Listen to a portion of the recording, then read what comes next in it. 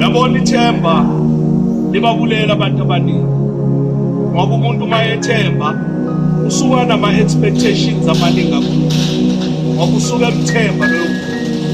Kodwa imibhalo ithi ubusisiwe umuntu othemba lakhe likuJehova futhi linguJehova.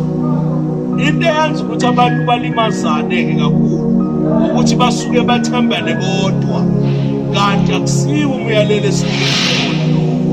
Ithemba kumele silinikeze uJehova yedwa, singalibeki ebantwini. And masibeke ebantwini lama-expectations abantu, ngoba bonke abekho perfect, uma bangawagcinanga sisizwa kabuhlungu. Ukuze sibusiseke asithathe ithemba silibeke kumnikazi wento zonke. Ithemba kalibulali malibheke kusimakade. Day 25, 1 minute every day, ithemba.